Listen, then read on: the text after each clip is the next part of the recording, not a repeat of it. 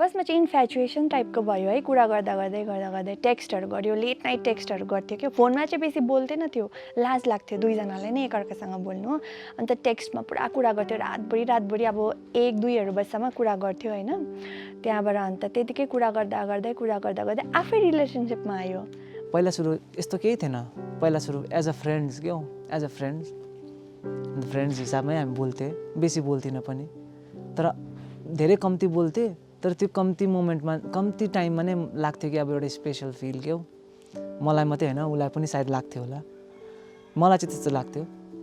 त्यहाँबाट चाहिँ अब है धेरै प्रब्लम्सहरू भयो, सेयरहरू गर्थ्यौँ हामीले है, एज अ फ्रेन्ड अब कस्तो हुन्छ है। अनि त्यहाँबाट चाहिँ धेरै कुराहरू गर्दा मैले उसलाई कहिले पनि प्रपोजल रिक्वेस्ट चाहिँ गरिनँ कि म तिमीलाई मन पराउँछु भनेर, कहिले पनि भनिनँ। अहिले पनि मैले उसलाई प्रपोजल रिक्वेस्ट गरिनँ है। अन्त विदाउट प्रपोजलमै हाम्रो चाहिँ लभ स्टार्ट भयो, एज अ फ्रेन्डबाट स्टार्ट भएको थियो। मतलब उसले मलाई अप्रोचै गरेन, आफै भयो। त्यहाँबाट 1.5 साल बादमा भेट्यो हामी होइन। त्यतिकै अब रिलेसनसिपलाई हामीले बचाउँदै गयो है। नियर अबाउट 1.5 इयर्सको पछि नै मैले उसलाई फर्स्ट भेटेँ। अन्त फर्स्ट भेट्दाखेरि चाहिँ म चाहिँ सेहनसाज भन्ने टेलर त्यहाँनिर कालिम्पोङमा छ, त्यो टेलर दोकानमा उभिरहेको थिएँ। अनि ऊ चाहिँ त्यहाँबाट टक्कै तलबाट आयो। अनि फर्स्ट मैले उसलाई भेट्दाखेरि चाहिँ मेरो सबभन्दा पहिला क्वेसन चाहिँ यही भयो कि तिमी नै हो प्रतीक्षा भन्ने भयो नि त। किनभने अब फेसबुककोमा देखेको र रियल लाइफमा देखेको त्यो अर्कै हुन्छ नि त। अन्त थियो त्यतिखेर भिडियो कलहरू पनि थियो, भिडियो कलहरू पनि गर्थेँ। तर अब भिडियो कल त अब एउटा जस्ट एउटा मिडियम हो नि त होइन, एउटा कम्युनिकेसन मिडियम मात्रै भयो। तर फेस टु फेस चाहिँ एज अ पर्सन चाहिँ भेटेको थिइनँ नि त। फर्स्ट 1.5 वर्ष पछाडि चाहिँ मैले उसलाई भेटेँ त्यहाँ तल। अनि भेट्दाखेरि चाहिँ निकै राम्रो पनि लाग्यो है। अन्त दुईजनाको बिचमा पुरा अन्डरस्ट्यान्डिङ थियो, दुईजना पुरा खुसी थियो एकअर्कासँग।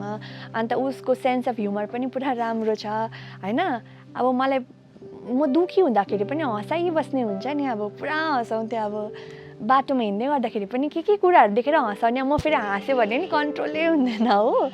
अन्त उसले मलाई पुरा हँसाउँथ्यो, दुःखीहरू चाहिँ हुनु दिँदैन थियो, पुरा केयरिङ थियो, माया पनि पुरा गर्थ्यो। त्यही हो। अब अहिले चाहिँ अब लास्टमा चाहिँ अब बिहा गरेँ है, पुरा खुसी छु। सधैँभरि यस्तै खुसी हुनु पाऊँ होइन। त्यही हो, उसको साथ मैले पाऊँ, मेरो साथ उसले पाऊँ, अनि फ्यामिलीलाई राम्रोसँगले हेर्नु पाऊँ, त्यही हो। झगडा पनि हाम्रो हुन्थ्यो बेला बेलामा, यत्रो अब 9 इयर्सको रिलेसनसिप हाम्रो है, बेला बेलामा झगडा हुन्थ्यो। तर त्यस्तो खालको त्यो हुन्छ नि एकअर्कालाई तँ र म भनेर, त्यस्तो खालको होइन।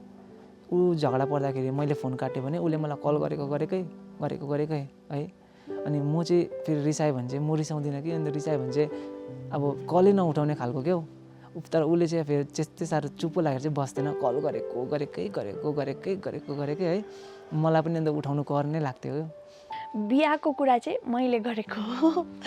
ऊ चाहिँ के भने फाइनेन्सियली पहिला म स्टेबल हुन्छु अन्त चाहिँ तिमीलाई गर्छु भनेर भन्थ्यो होइन। मैले अब कहिलेदेखि 2021देखि भन्दै गरेको अब त बिहा गरौँ किनभने मान्छेले भन्छ नि त केटी मान्छे चाहिँ राइट टाइममा बिहा गरेको राम्रो है। केटा त ढिलो बिहा गर्दा पनि हुन्छ नि त होइन। अब केटी मान्छे चाहिँ राइट टाइममा बिहा गरेको चाहिँ राम्रो भन्थ्यो। अन्त उसले चाहिँ अब पर्ख न एकछिन, मलाई पहिला स्टेबल हुनु देऊ न, फाइनेन्सियली स्टेबल हुनु देऊ न भने उसको चाहिँ थिङ्किङ राम्रै हो त्यो होइन। उसले मलाई यही भनेको थियो कि हामीहरू चाहिँ पढाइसक्ने पछि चाहिँ हामीहरू बिहा गर्नुपर्छ भनेर भनेको थियो नि त उसले मलाई। अन्त मैले चाहिँ उसलाई भनेको थिएँ म अहिले बिहा गर्दिनँ है, ऊ यहीँ छ। मैले उसलाई भनेको थिएँ म अहिले बिहा गर्दिनँ तिमीलाई जबसम्म म स्टेबल हुँदिनँ भनेर भनेको थिएँ नि त मैले चाहिँ। अनि मेरो स्टेबिलिटी चाहिँ अर्कै हो अनि उसको स्टेबिलिटी चाहिँ अर्कै हो। अब मैले सोचेको स्टेबिलिटी चाहिँ कस्तो हो भनेपछि राम्रो काम पाऊँ पहिला है, राम्रो काम पाएर राम्रो आफ्नो लाइफ पनि इन्जोय गरेर अनि चाहिँ टक्कै हामी चाहिँ बिहा गर्ने भन्ने चाहिँ त्यो चाहिँ मेरो एउटा स्टेबिलिटी हो नि त। अनि उसको स्टेबिलिटी चाहिँ अर्कै हो। उसले भनेको चाहिँ हो हामी दुईजना मिलौँ, हामी दुईजना मिलेर चाहिँ सँगै हामीहरू ग्रो गरौँ। तर मेरो चाहिँ के थियो भन्दा चाहिँ हामी दुईजनासँगै ग्रो गरौँ न त, तिमी पनि कमाउँछौ म पनि कमाउँछु, सँगै मिलेर कमाऊँ होइन, त्यसरी पनि त हुन्छ तर उसले चाहिँ अन्त त्यसरी पर्खाउँदै पर्खाउँदै अब चाहिँ होइन बेसी भयो भन्दा मलाई नि रिस उठ्यो क्या अब 2024 होइन लागेर अब 25 लाग्नु आँटिसक्यो हो। अब घरबाट पनि त भन्यो अब त बिहा गर्ने उमेर हो होइन, भन् न उसलाई, भन् बिहा गर्नु, भन् हामी गराइदिन्छ बिहा भनेर भन्नु थाल्यो है। उसलाई भने उसको चाहिँ त्यही अब पर्ख न एकछिन पर्ख न, अब अलिक पर्ख भन्दा भन्दै त्यहाँबाट बिचमा ठुलो झगडा भयो क्या। ए तिमीले मलाई त पर्खाइ मात्रै राख्ने रहेछ, होस् अब छोडिदेऊ। अब मेरो मनमा के आयो भने अब होस् छोडिदेऊ, तिमी आफ्नो बाटो लगा होइन, अब मलाई मम्मी बुवाले जो खोजिदिन्छ म त्यहीसँग जान्छु, म अब बिहा गरिहाल्छु भन्ने भयो क्या। अब त्यस्तो भयो हो। त्यहाँबाट पुरा झगडा भयो। उसले पनि भन्यो जाऊ जाऊ गर भोलि पछि पछ्ताउँदा थाहा पाउँछौ भन्नु थाल्यो होइन। अन्त पुरा झगडा भयो। त्यहाँबाट ऊ त्यतिकै कोलकाताबाट अहमदाबाद गयो। 1 वर्ष जस्तोको अगाडि कुरा हो। मलाई फेरि टक्कै मेरो कम्पनीले के गर्यो, ट्रान्सफर लेखिदियो, अहमदाबाद जानुपर्छ तँलाई भनेर है। अनि त्यो जानुभन्दा अगाडि चाहिँ हाम्रो अलिकति ठुलो नै एउटा क्राइसिस चल्दै थियो कि हाम्रो दुईजनाको बिचमा।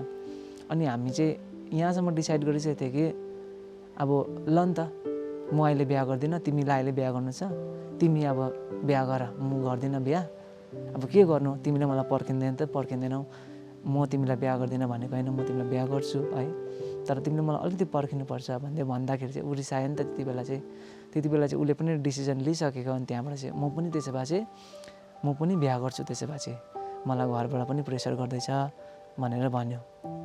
त्यहाँबाट मैले है यताउति साथीभाइहरूसँग पनि कन्सल्ट गरेँ, साथीभाइले पनि भन्यो अब जीवा पनि केटी मान्छे हो है, अनि केटा मान्छे त ढिलो बिहा गर्दा पनि केही हुँदैन, तर केटी मान्छे हो, फेरि टाइममै बिहा गर्नुपर्छ। फेरि हामी दुईजनाको एज चाहिँ एउटै एज हो नि त, हाम्रो दुईजनाको चाहिँ एकै दिनको मात्रै डिफ्रेन्स हो, त्यस्तो खालको हो हाम्रो हो। अनि त्यहाँबाट चाहिँ त्यस्तो भयो।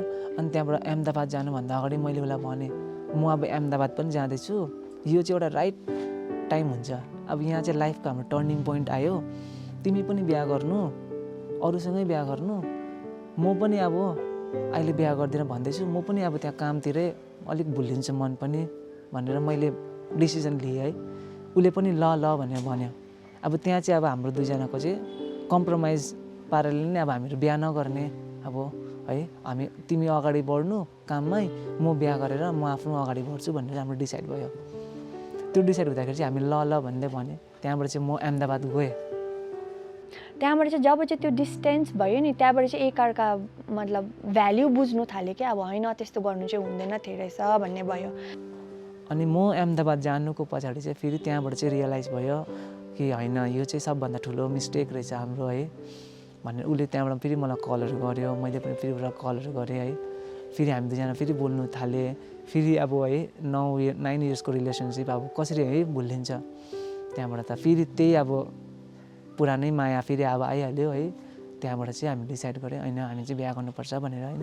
त्यहाँबाट भने मैले राम्ररी सम्झेँ, एक त एटलिस्ट फ्यामिलीसँग त कुरा गरिहेर होइन, मान्नुहुन्छ होला, अब भन न त अब राइट टाइम हो बिहाको होइन, अब अहिले नै त बिहा गऱ्यो नि ढिलो बिहा गरेको त राम्रो होइन नि त भनेर अब मैले भनेँ। त्यहाँबाट उसले आमालाई भन्नु आँटै गरेन क्या। फर्स्ट उसले फुपूलाई भन्यो, फुपूको बादमा यो घरको काकालाई, उसको कान्छा काका हो, उसलाई भन्नुभयो। त्यहाँबाट उसको बादमा चाहिँ आमा बाबालाई भनेर चाहिँ बिहाको कुरा स्टार्ट भयो।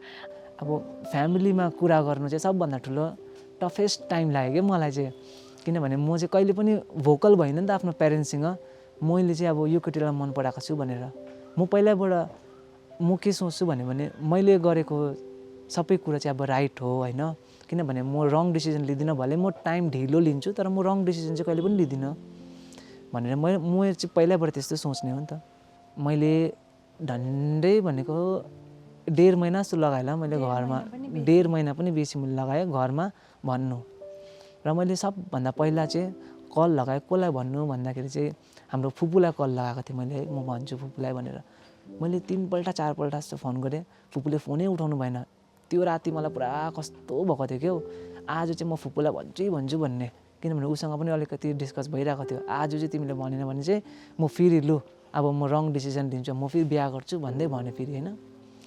फेरि त्यहाँबाट मैले लु नि त भनेर फुपूलाई मैले कति राति म 11 बजी ड्युटीबाट आएर फुपूलाई कल गरेँ, तर अनफर्चुनेटली फुपूले त्यही दिन पुरा बिजी हुनुहुन्थ्यो रहेछ, फोन उठाउनु भएन। त्यहाँबाट के गरौँ भन्दाखेरि चाहिँ मैले बिहानै भोलिपल्टको बिहानै उठेर काकालाई कल गरेँ मैले, काका कुरा चाहिँ यस्तो हो, मलाई चाहिँ अब बिहा गर्नु छ है उताबाट पनि भन्दैछ किनभने अब म उसलाई बिहा गरेन भने उसले अब अरूलाई बिहा गर्छ होइन 9 इयर्सको रिलेसनसिप अब हामीले यति केयर गरेर राखेको होइन त्यो त अब केही न केहीको हुन्छ होइन फेरि एउटा नयाँ मान्छेलाई चिन्नु फेरि उसले नयाँ मान्छेलाई चिन्नु म नयाँ मान्छेलाई चिन्नु होइन त्यो फेरि लङ प्रोसेस हो अनि त्यो भन्दाखेरि चाहिँ काकाले मलाई हाम्रो पेरेन्ट्सले मलाई पुरा सपोर्ट गर्नुभयो होइन यो चाहिँ राइट डिसिजन हो तेरो तैँले अगाडि बढ्नुपर्छ तँलाई चाहिँ अब सपोर्ट गर्दैछ बुहारीले भन्यो भने तैँले पनि स्ट्यान्ड लिनुपर्छ है भन्ने भने त्यहाँबाट चाहिँ मलाई भन्नुभयो आमालाई भनिस् बाबालाई भनिस् भन्नुभयो त्यहाँबाट चाहिँ मैले आमा बाबालाई चाहिँ फेरि पछि भनेको मैले है आमा र बाबालाई भने त्यहाँबाट चाहिँ कुराकानी भएर चाहिँ आज हाम्रो बिहा पनि भयो आज अन्त बिहामा पनि यस्तो पऱ्यो कि अब के भन्छ त्यसलाई भाग्नुपर्ने भयो तर मैले नभनी भागेको चाहिँ होइन फ्यामिलीलाई सोधेर नै भागेको मतलब अब दुईजनाकै बिचमा अन्डरस्ट्यान्डिङमै होइन म्युचुअली अन्डरस्ट्यान्डिङमै भागेको भाग्नु जस्ट एउटा फर्मेलिटी मात्रै नि होइन अब अगाडिको दिन भागेँ भोलिपल्ट बिहा भइहाल्यो त्यस्तो कि अन्त हाम्रो रिलेसनसिप चाहिँ पुरा प्योर थियो त्यस्तो है अब हामी यही चाहन्छौँ कि अगाडि पनि हामी एकदम मिलिजुली बस्ने होइन अनि हुन्छ झगडा हाम्रो पनि त्यस्तो साह्रो होइन हाम्रो झगडा हुन्छ तर हामी चाहिँ अन्डरस्ट्यान्डिङ चाहिँ हाम्रो धेरै छ रिलेसनमा है म सोच्छु अब यही अन्डरस्ट्यान्डिङ पनि अब as a husband and wife हामीहरू अन्डरस्ट्यान्डिङ भएर नै बिताउँ भनेर चाहिँ यही मेरो विशेषहरू छ दुईजना मिलेर सँगै अब के भन्छ त्यसलाई ग्रो गरौँ होइन दुईजना मिलेर फ्युचरमा धेरै के भन्छ त्यसलाई उन्नति गरौँ त्यही हो सब अनि चाहिँ अरूले भन्नुहोस् न उनीहरू दुईजनालाई हेर न तिमीहरू पनि त्यस्तै हो we just want to set an example हुन्छ नि त्यस्तो अब गर्नु चाहन्छु है